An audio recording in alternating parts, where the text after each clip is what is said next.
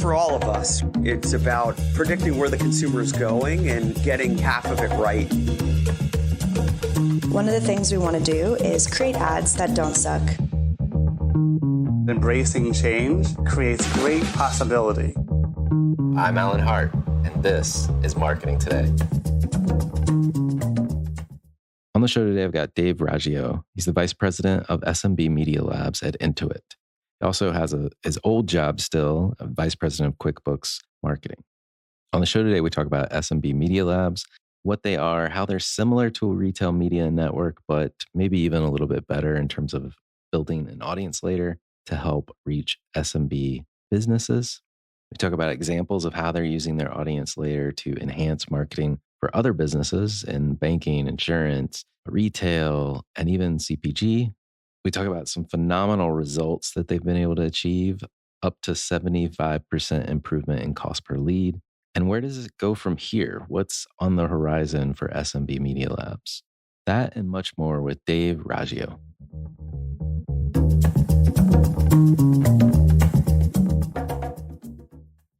Dave, welcome to the show.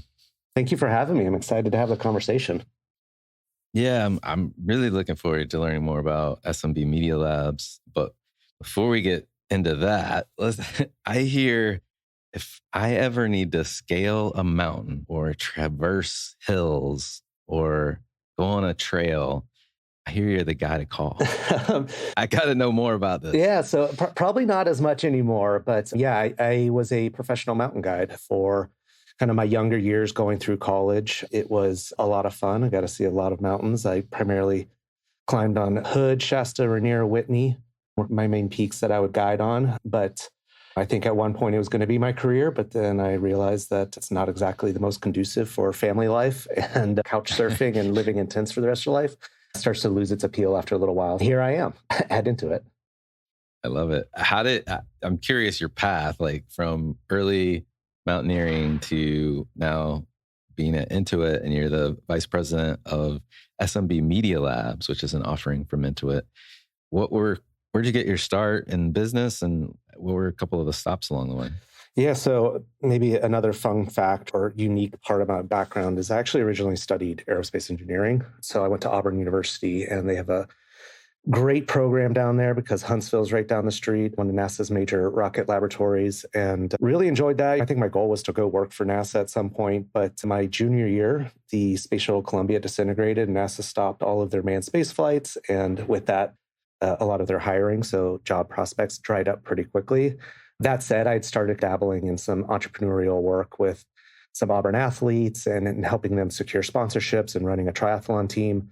And through that, I really just realized I liked business and marketing, and I didn't really have a plan or a path. I just started off in the agency world. So I'd spent most of my career agency all the way up until about 10 years ago, and intentionally just found different types of agencies, different types of clients that would give me kind of the widest understanding of marketing, from everything from engagement marketing to traditional out-of-home. And then I spent about 4 years at Digitas working on the eBay account, where I really got deep into programmatic, data-backed digital marketing. And I think all of my clients so far had been consumer brands. And then I went client side with Method and Northface, more consumer brands. And then about 4 years ago, I started here Intuit. And this was my first foray into business, B2B and B2SMB type marketing. And that was where I realized that it's a very different game. The world of media is not built around the business that you own and the traits of the business, but more around the person. And it created this pretty large gap in our ability to target based off of business need states. That kind of was the nexus of the idea for Media Labs in general. Oh, I love it. Let's talk a little bit more about Media Labs. How do you describe what it is that you guys do, and who are you serving in today's world? Yeah, so we've been calling it a retail media network. That's not exactly accurate. We are essentially an audience layer that anyone can layer onto their advertising campaigns. As I mentioned just briefly before, this came from just personal frustration. So when I joined here, I wanted to very quickly dive into a lot of the traditional third-party data sets that I was aware was out there, but having never experienced them firsthand, I realized that the quality of the data is just not great. It's a quilt of a lot of different data sources that have been patched together. It's only getting more difficult for a lot of these third-party data providers to have a high quality or high level of fidelity with what's going on with cookie deprecation.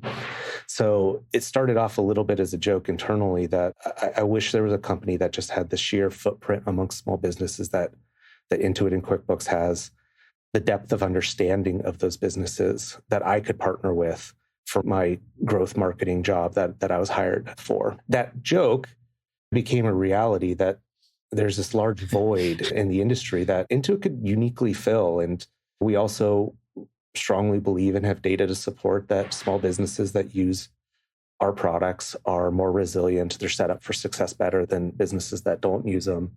There's a lot of other products and services that we could play a role in helping connect our customers to that also make them stronger businesses. That was one of the big sort of things that we had to work through was, okay, there's an industry opportunity for advertisers into it that are looking to find small businesses and business needs for those small businesses.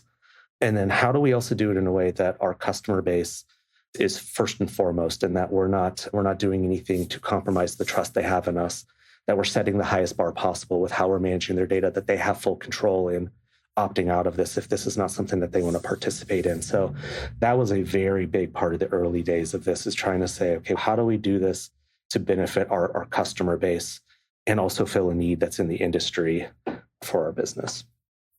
Got it. I think a lot of listeners are going to be familiar with retail media networks and the notion of essentially like the inventory, for lack of a better way to describe what they're trying to fill and place advertising and messages from advertisers, whether that's the products and services that are in the retail situation or otherwise. This notion of an audience layer, I'd love to talk a little bit about like how what you've built is different than what a traditional, say, retail media network looks like. And I can't even believe I just said the word traditional retail media network, because they're still new too. Yeah. I just saw a publication, I believe it's eMarketer, saying that it's looking to surpass TV spending this year, which would be a huge milestone. So I think that probably the biggest difference in what we've built versus what I think a traditional retail media network is exactly what you mentioned around inventory. We don't have any owned and operated inventory. That is by design, because our customers, our small business owners, for the most part, do not get into becoming a small business owner because they're very passionate about spending all day doing their books.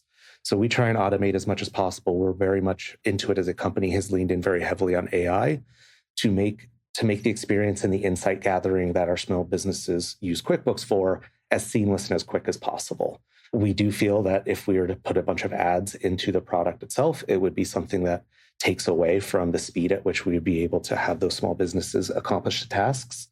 And we also want to make sure anytime that we're putting ads in something that's a subscription-based service, it is something that is providing a value to our customers. So it's not to say that we won't go down that path, but we want to make sure that we're being very thoughtful in the way that we would serve up those ads. So if you were overpaying for a product or a service and we knew that you're up for renewal, there might be an opportunity for us to be able to make recommendations or provide you quotes for something that will save you money. That would be a very good experience for our customers, but we haven't solved that just yet. So we're not doing any owned and operated. So accidentally, though, that has put us ahead, I think, of where a lot of retail media networks are needing to go. And we're solving a lot of the problems that I think some of the retail media networks that have been around for a couple of years are just now starting to work down. And that's, we are able, because we are not an inventory source, we're able to develop campaigns and use the audience layering to solve a wider variety of KPIs. So retail media networks that have sponsored posts or elevated search listings, that's the very last bottom part of the funnel. We've seen a lot of advertisers, been about 50-50 so far, that have worked with us. We've had a major global supply chain and shipping company run a brand campaign with us on connected TV. We've had one of the larger SaaS cloud providers run cost per lead campaigns for us. So we have this ability to take whatever campaign objective you have, whatever inventory you want to run on, and be able just to make it much more efficient. by limiting that waste using our first party deterministic ID matching, we're able to make every campaign across the spectrum much more efficient. With that came a lot of the questions, though, about how do we make sure that we are fully in control of our audience information, that we are not just putting it out in the world and having a bunch of brands self-serve for themselves. So we've started as a self-serve model. We are exploring and hope to make an announcement soon around transitioning to a more traditional marketplace model that is permissions-based and application-based. So again, we still have full control over what advertisers that we work with, ensuring that they are good for our customers and that they are using the audiences in a way that kind of adheres to our principles. Yeah, I think it was different, but we're now slightly ahead of the curve of where a lot of the retail media networks are now starting to go. It's like it's like the absence of inventory helped you solve for a future state that they're now trying to figure out themselves. Yeah, exactly. Which is funny. It's super fascinating because as you think about your customer base, they're a highly valuable audience, and not discredit or play down the retail media networks. But when you're thinking about the types of services or products you might want to try to sell to a business owner or a small business in one shape, size, or the other, the dollars add up really quick, much quicker than consumers. Yeah, we're in an interesting time. I think the timing of this has been great for a couple reasons. One is I think there's a lot of brands that are recognizing that small business owners have been overlooked for a long time. And that might have actually been a byproduct of the fact that it was just so hard to accurately identify those audiences in the world of media. I think one of the big ahas and learnings that we had in launching this is we had a set of advertisers in the financial space and in the insurance space that we felt like this would be a slam dunk for. But a lot of the brands that have approached us are not things that we had thought about. So one of the largest CPG brands approached us. And I know this dynamic from my days at Method, but selling cleaning supplies and hair care products and those types of things via e-com is a very hard thing to do. They are heavy products, mostly made of water, which means that they're also somewhat fragile to shipping.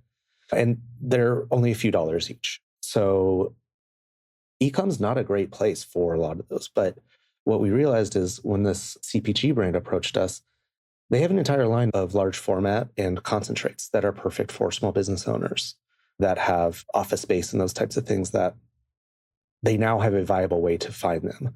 We had one of the larger beverage companies reach out to us because they're trying to get into more independent restaurants versus some of the chains. So very surprising in the brands that have come out. And even just walking around, maybe I'm a little bit more in tune to it now, but I'm seeing Subway takeovers here in San Francisco. Zoho had a takeover. We had Grammarly for Business, and even the Metas and the Googles of the world have publicly stated that they're hitting a certain point of diminishing returns with their large enterprise customers.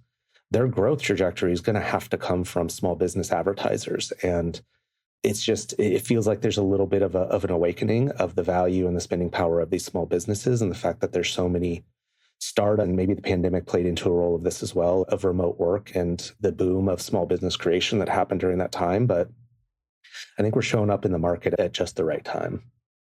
I love those examples. It's your point, like the banking and insurance totally made sense. Kind of core to what they're trying to do, and they're targeting the owners, et cetera.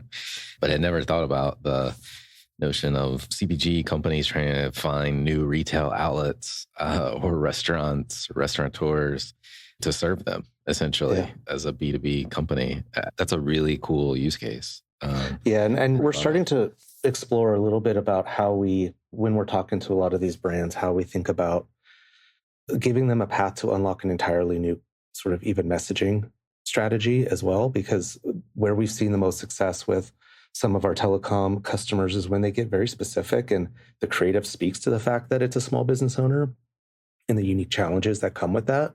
A lot of these brands do Super Bowl level ads, but what you say in a Super Bowl ad is not what you would want to say to a direct sort of connection that you had to a small business owner. And we're seeing a lot of success because it just adds more more depth to the brand, more dynamic ways to talk about the brand.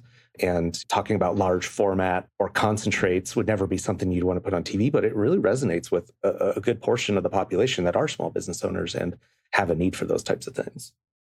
And to your point, if you're using an audience that helps you find them more precisely and surgically, then you can message directly to them, right? You know you're hitting the right audience. And I totally get, I was just imagining flipping through channels or switching my channels in my streaming service or something. And somebody called out, "Hey, podcaster," I would stand up and pay attention versus like just the normal everyday, "You should think about getting the best computer," blah, blah, blah. Yeah. Calling me out, which would make my ears stand up.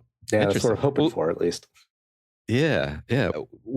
Curious, like if you could share anything around like the type of performance that you guys are seeing leveraging this audience layer. And it sounds like today, but maybe before we go into the performance, you're working with a advertiser to couple your audience and also then help them place the media as well, given there's still a nuance of trying to figure out how to decouple those two things. But do I have that right? I guess first before we go into performance.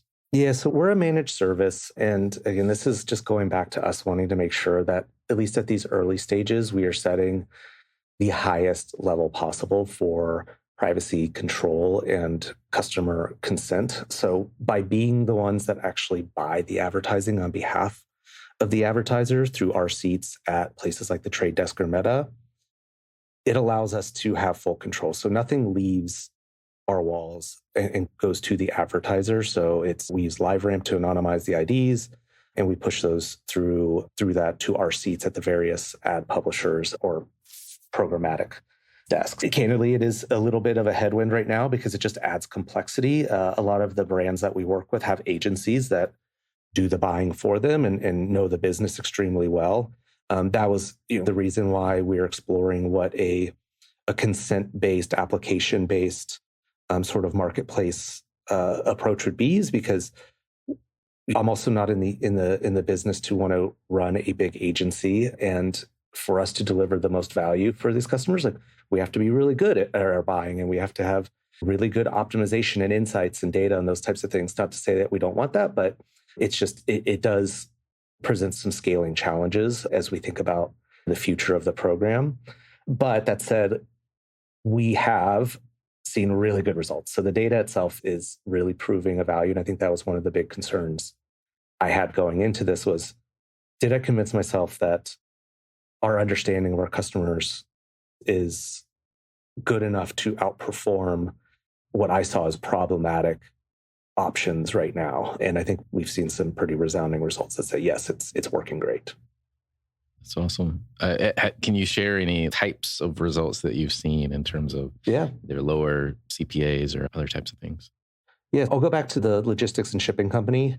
They were running a brand campaign during the holiday season, and we partnered with them on a DISCO study, and we beat the benchmarks by anywhere between 35 and 45%, which is phenomenal. It's a relationship that now seems to be one that we'll be having in perpetuity, which is always nice. So they saw the value from it as well.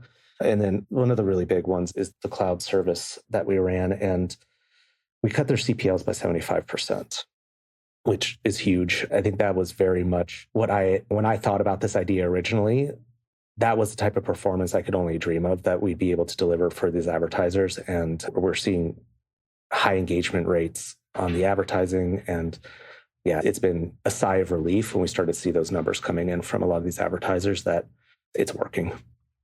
That's amazing. That's amazing. Where do you see this, service going in the future for SMB MediaLabs? Yeah, so I think what's right on the horizon is that permissions-based self-serve. So we need to still work through which partners we want to engage with on this and which platforms. So we're in conversations with a number of the DS for our initial pilot of this. And then, of course, just constantly going back to, are we sure that we have the full ability to manage our audiences and that our customers are still in full control of their preferences along the way?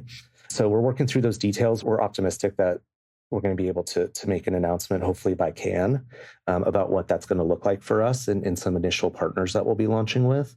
And then I think as we start to think about additional sort of depth in our data, so we're still keeping it relatively high in firmographic data that is volunteered through what we call our get to know me flow or our onboarding of our small businesses. And we do occasionally ping the businesses to make sure that those are kept up to date as well. So that's a lot of things like industry and size of the company, employee counts, revenue, location, the things that you might think is standard targeting, where we're adding value, even though it's targeting that may seem to be available in other places, is that ours is very accurate and very current.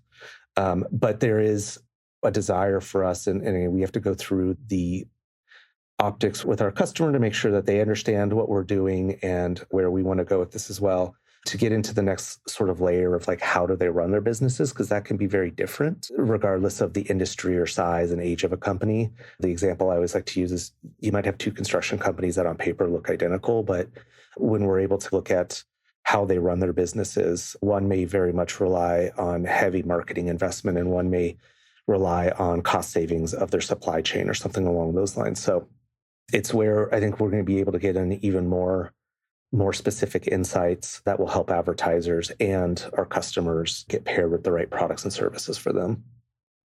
Yeah. As you mentioned that, I was just thinking, maybe I'm going way too far in my head, but like the notion of the builder example, you could have the general contractor type that outsources everything. Yeah. Revenue is the same, but all of it goes back out to 1099 other subcontractors. And then you've got the other one that's more fully integrated house builder who has employees and all that kind of stuff. So that's interesting. Yeah. And that's, so I think surface, that's also on the horizon. They'd be the same. Yeah. And that's where, again, I think it's like we know our customers. We know our customers really well. We put them at the center of everything. And that's only going to be a benefit for the advertisers that we engage with and also be good for the customers themselves. Awesome. I've enjoyed getting to know what you're doing. It's truly fascinating. And the results you're driving for other companies is frankly amazing. Good luck with that. I can't wait to hear what happens later this summer as well. I'll be paying close attention.